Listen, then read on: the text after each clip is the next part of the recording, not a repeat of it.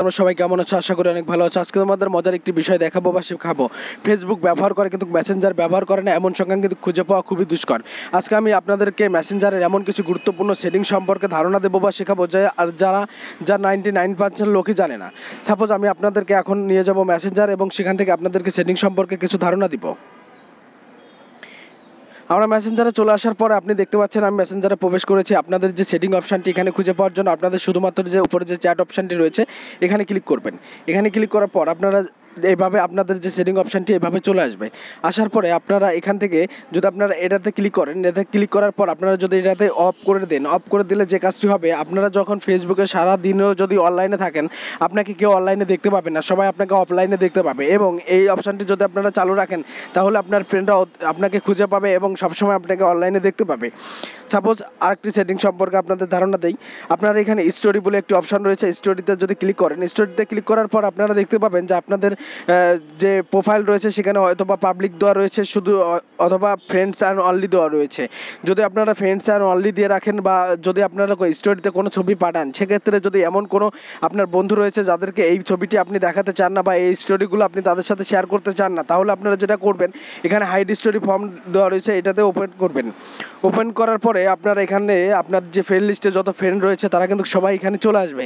এখানে চলে আসার পর আপনি যে ফ্রেন্ডদেরকে এই ছবিটা বা এই স্টোরিটা দেখাতে চান না তাদেরকে এইভাবে টিকমার্ক দিয়ে দেবেন। টিকমার্ক দিয়ে দেওয়ার পর উপরে দেখতে পাচ্ছেন অ্যাপ্লাই, এখানে ক্লিক করবেন।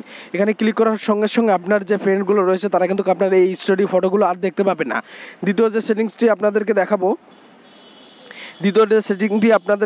আপনারা এখানে আসলে দেখতে পাবেন যে ফটো অ্যান্ড মিডিয়া বলে একটি অপশান রয়েছে, আপনারা এখানে ক্লিক করবেন। এখানে ক্লিক করার পর আপনাদের এই অপশানটি আপনাদের ফোনে দেখবেন অবশ্যই অফ রয়েছে। যদি আপনারা এই অপশানটি অন করে দেন তাহলে কি হবে, আপনার ফোনে যখন কোনো একজন ব্যক্তি বা কোন মেসেঞ্জারে কোনো একজন ব্যক্তি ছবি বা ভিডিও পাঠাবে, পাঠানোর সঙ্গে সঙ্গে আপনার এই ছবিগুলো কিন্তু আপনার গ্যালারিতে সেভ হয়ে যাবে। সে আপনি দেখেন বা না দেখেন, তাহলে কিন্তু সে যদি দেখার আগেই যদি আপনার ছবিটি বা যে ভিডিওটি ডিলিট করে দেয়, সেক্ষেত্রে কিন্তু আপনার ছবিটা আপনার গ্যালারিতে কিন্তু সেভ হয়ে যাবে। দ্বিতীয় যে সেটিংটি আপনাদেরকে দেখাবো, আপনারা উপরে আসলে দেখতে পাবেন যে ডার্ক মোড বলে একটি অপশান রয়েছে। আপনারা যদি এটাকে ওপেন করেন তাহলে আপনার ডিসপ্লেটি কালো হয়ে যাবে এবং আপনার যে ফোনের চার্জ রয়েছে সেটা খুব কম কাটবে। এবং তারপরে যে সেটিংটি সম্পর্কে আপনাদের ধারণা দেব, তারপর এখানে আসার পরে আপনারা এখানে দেখতে পাবেন নোটিফিকেশন সাউন্ড বলে একটি অপশান রয়েছে, এখানে ক্লিক করবেন। এখানে ক্লিক করার পর আপনারা এখানে রিংটোন বলে একটি অপশান রয়েছে, সেটাতে ক্লিক করবেন। সেটাতে ক্লিক করার পর আপনাদের মাঝে এই রকমের অনেকগুলো রিংটোন অপশান চলে আসবে।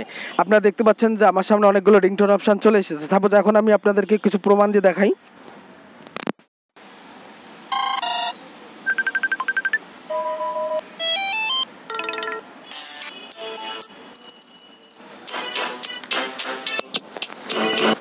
আপনারা ইচ্ছে করলে কিন্তু এখান থেকে খুব সহজে কিন্তু আপনার এই সাউন্ডগুলো কিন্তু আপনি ব্যাকগ্রাউন্ডের যে সাউন্ডটা রয়েছে, SMS আসলে যে সাউন্ডটা রয়েছে বা কল আসলে যে সাউন্ডটা রয়েছে, আপনার এইখান থেকে খুব সহজে কিন্তু পরিবর্তন করতে পারেন।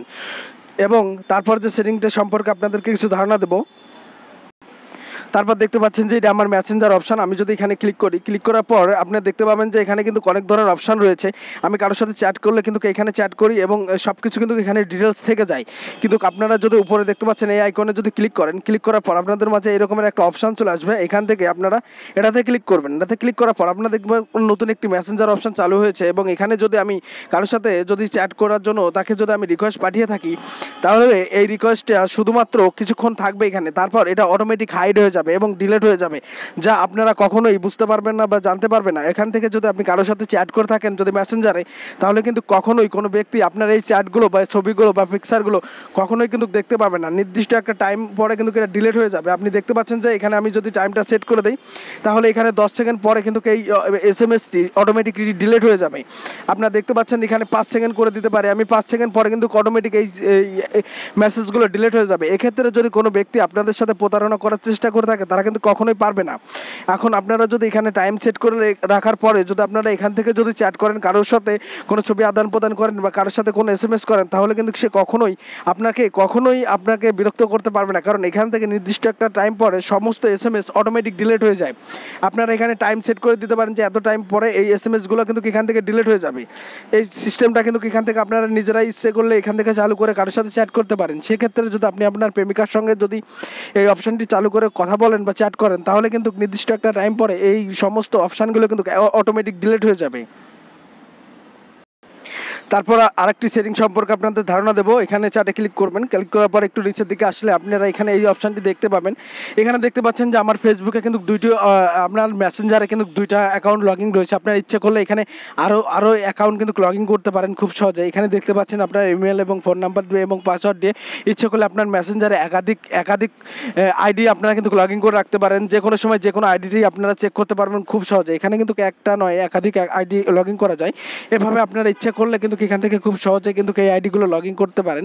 আমাদের ভিডিও যদি আপনাদের কোনো উপকার এসে থাকে লাইক দিয়ে আমাদেরকে উৎসাহিত করবেন এবং আমাদের চ্যানেলে নতুন নতুন ভিডিও পেতে আমাদের চ্যানেলটি সাবস্ক্রাইব করবেন। ধন্যবাদ।